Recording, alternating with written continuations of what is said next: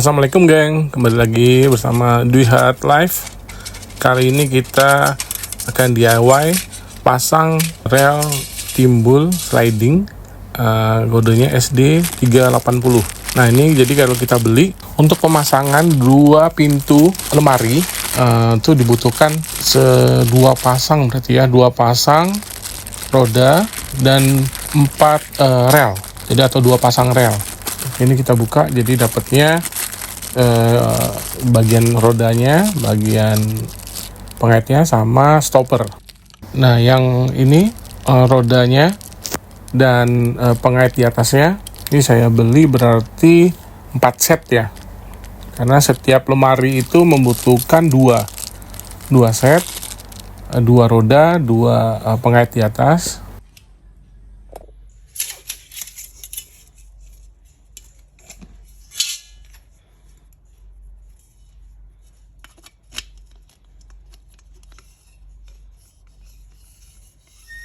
Nah yang ini jadi masangnya seperti ini, jadi rodanya itu berjalan di atas relnya, itu ada di bagian roda masuk ke dalam relnya dan sebagiannya lagi berada di atasnya gitu. Jadi ini nanti sebagai dasar untuk patokan untuk masang di lemarinya. Nah ini untuk yang pengait, ya ini seperti ini ya, jadi ada 3 tingkat, ada 3 level gitu ya. 3 level kedalaman, jadi bisa terserah mau dipasang yang di bagian mana, mau lebih dalam atau di luar. Kalau saya biasanya yang paling luar ya, jadi lebih dalam pengaitnya.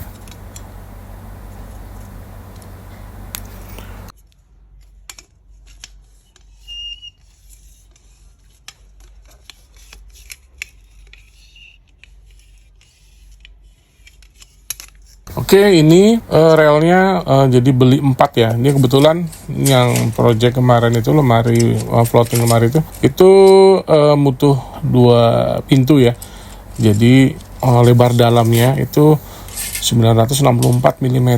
Jadi kita potong pas relnya ini di 96 mm. Nah, seperti ini kita potong yang pertama. Udah ditandain. Oke ya, halus ya, lumayan ya, jadi rata ya yang dipotong menggunakan cut off ini. Dan begitu juga yang lainnya. Kita lanjutin ke 3 rel lainnya.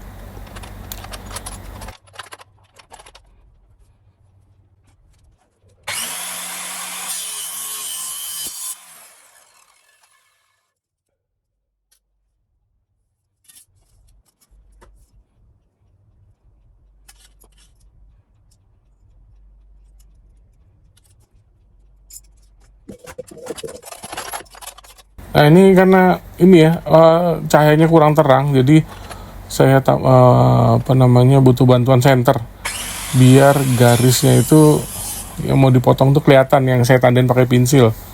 Mungkin bagusnya saya tandainnya lebih jelas yang hitam gitu. Kalau pensil memang kurang kelihatan.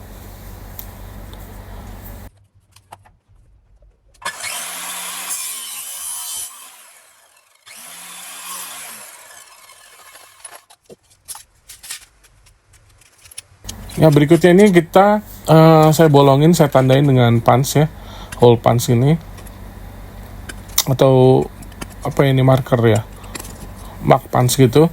Nah jadi setiap rel saya bukan bolong ya, ditandain dibikin lebih cekung gitu, biar nanti pas ngebor nggak lari kemana-mana.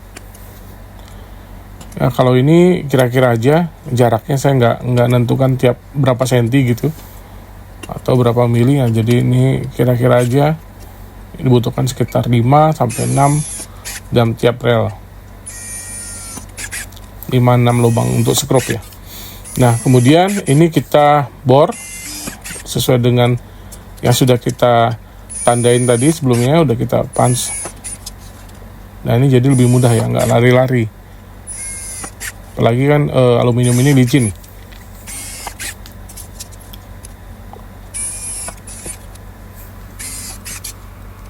Tapi bisa juga kalau mau langsung ya, jadi pas dipasang langsung mungkin yang sudah carpenter yang sudah berpengalaman langsung ya, nggak perlu dibolongin seperti saya gini, mungkin langsung dibor bersama skrupnya langsung tembus.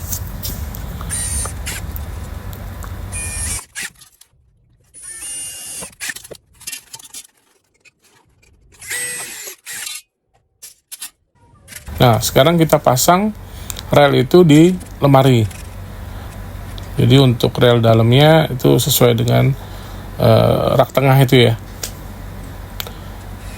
Oke, jadi kita pertama kita baut dulu yang di tengah agar masih bisa diluruskan gitu ya, yang sebelah kanan, ujung kanan dan ujung kirinya masih bisa kita arahkan atau bisa kita tentukan posisinya biar dia benar-benar lurus. Saya menggunakan screwdriver ya, biar nggak ini kan menggunakan PVC board untuk lemarinya, jadi biar nggak cepet jebol atau aus ya, terlalu kenceng. Jadi saya menggunakan screwdriver, nggak menggunakan impact driver, dan hasilnya memang tuh bagus, jadi nggak ada yang loss gitu ya, atau dull ya.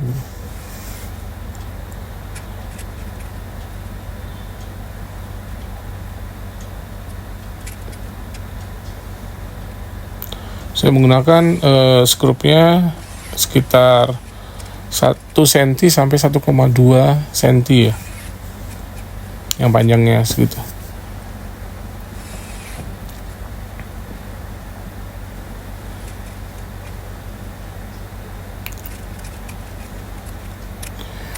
Kelebihan dari menggunakan ini ya, seperti dilihat di video, jadi bawahnya itu dia melengkung ya depannya ya, jadi sehingga serangga atau apa juga nggak bisa masuk kalau memang rapat ya, terutama yang roda tadi yang saya bilang yang di bagian timbulnya itu pas di rel dan juga pas di ujung pintu lemari, jadi sehingga kayak kecoa gitu-gitu bisa cegah masuk karena rapat.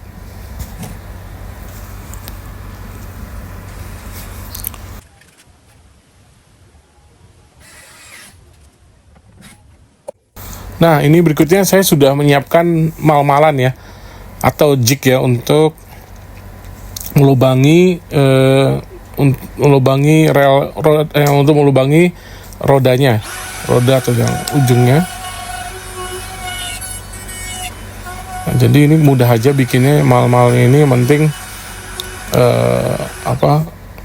ukurannya itu udah kita tandain sebelumnya, disamakan dengan yang roda ya, mungkin yang paling besar tuh roda, jadi yang paling lebar roda, jadi sepanjang, jadi kalau ukuran rodanya udah bisa masuk, yang satunya kaitnya itu udah bisa masuk juga. Tapi untuk kedalaman itu lihatnya dari yang kait itu, karena dia lebih gembung ya modelnya. Nah, di sini saya menggunakan straight flush tapi yang terbalik ya, jadi yang ringnya itu atau asnya itu berada di atas, jadi bukan di ujung. Kan kalau kita biasa motong HPL kan yang asnya itu, roda asnya atau itunya di ujung ya, ringnya itu ya. Nah, ini yang kebalikannya gitu. Jadi sehingga patokannya dia di mal-malan itu, jadi mal-malannya itu yang kena ringnya atau kena asnya itu. Nah, jadi yang kita makan itu di bagian luar dari asnya itu, bagian dalamnya gitu ya. Nah, ini kita kerjakan lubang ini sebanyak 8 ya, berarti 2 bawah, 2 atas, kali 2 gitu.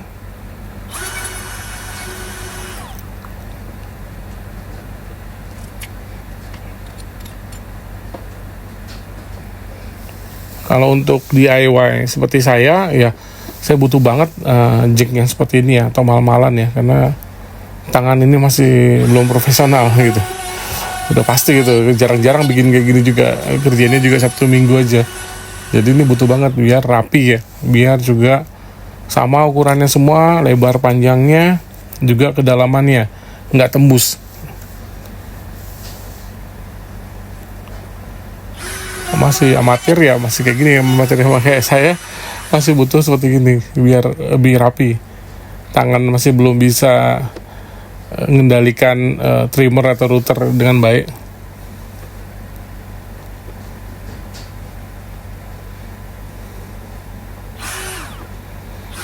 Jangan lupa ya, selalu menggunakan sarung tangan untuk keselamatan.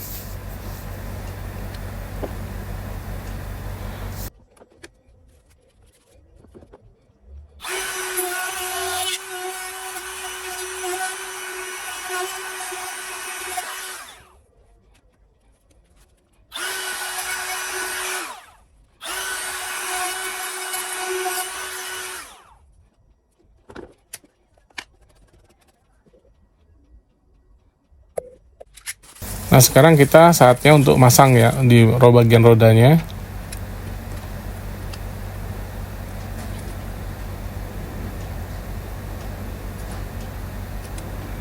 Nah, seperti itu ya, saya juga pakai pans ya, dan ini karena PVC board jadi mudah sekali bolongnya.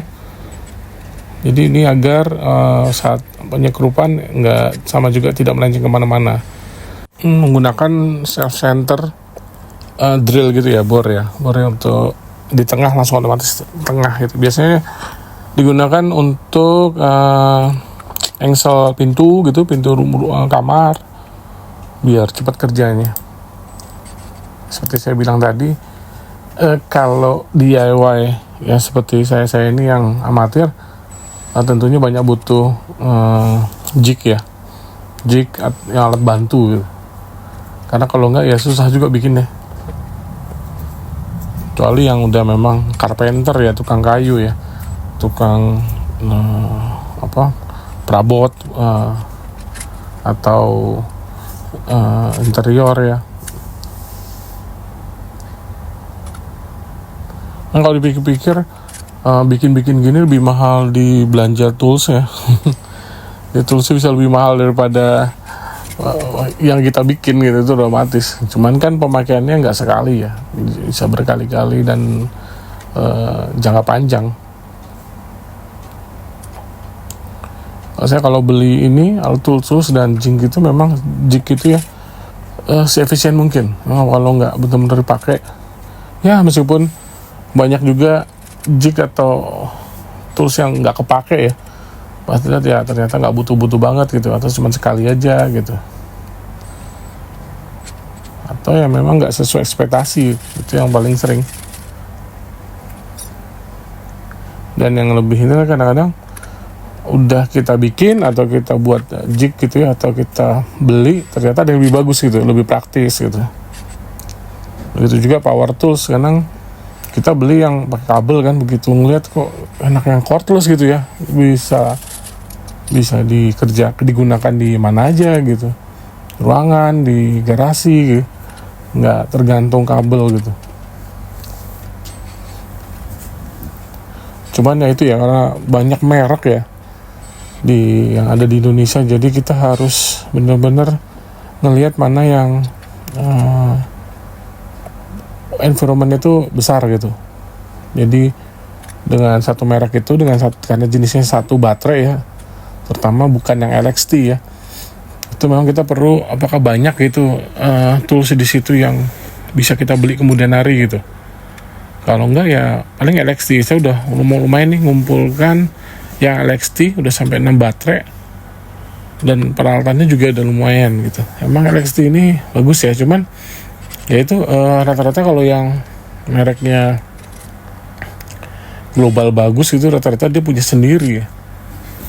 Nah, sekarang kita coba pasangnya. Nah, seperti terlihat ya, di bawahnya itu betul-betul rapat ya, jadi rodanya itu bener-bener nempel di bawah, jadi nggak ada celah gitu.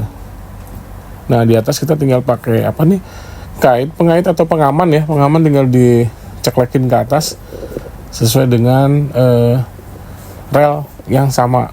Misalnya depan, relnya tentu depan ya. Oke, ini untuk pertama kita pakai yang di rel kedua dulu ya tadi. Jadi saya ganti ke rel kedua. Kemudian udah kita pasang pengaman di atasnya atau pengait di atas tuh. Kemudian kalau udah bener, dia pasti kayak seperti ini. Jadi gerakannya udah mulus ya, rapat ya. Jadi nggak terlalu seret gitu, tapi juga nggak terlalu ringan, nggak terlalu ini juga ya lancar gitu. Oke, seperti itu ya. Jadi gampang banget pasangnya. Dan saya suka banget model ini karena nggak perlu kita nge-trimming si lemarinya ya buat coakan gitu ya, atau buat garis lubang. Jadi ini kita tinggal skrup aja di luarnya. Oke geng, gitu aja video dari saya kali ini. Semoga senang menonton. Terima kasih banyak. Assalamualaikum warahmatullahi wabarakatuh.